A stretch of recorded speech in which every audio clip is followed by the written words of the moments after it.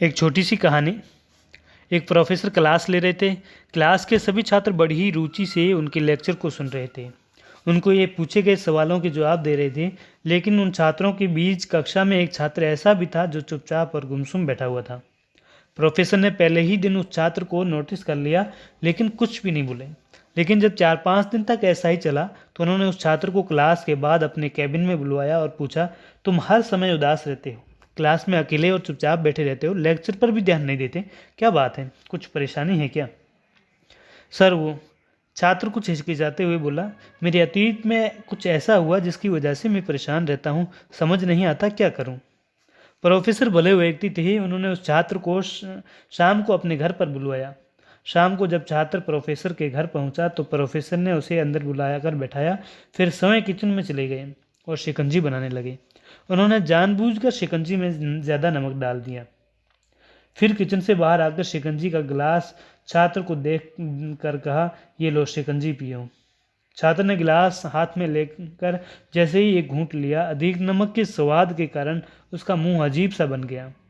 ये देख प्रोफेसर ने पूछा, क्या हुआ, शिकंजी पसंद नहीं आई? नहीं सर, ऐसी बात नहीं है, बस शिकंजी में नमक थोड़ा ज़्यादा है, छात्र बोला। अरे, अब तो ये बेकार हो गया, लाओ गिलास मुझे दे दो, मैं इसे फेंक देता हूँ।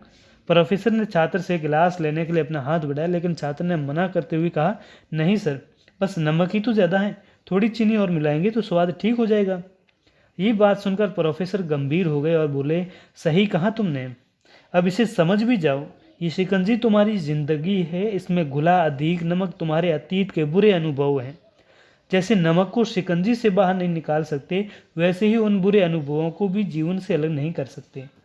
वे बुरे अनुभव भी जीवन का हिस्सा ही हैं, लेकिन जिस तरह हम चीनी घोलकर शिकंजी का स्वाद बदल सकते हैं, वैसे ही बुरे अनुभवों का भूलने के लिए जीवन में मिठास तो घोलनी पड़ेगी ना।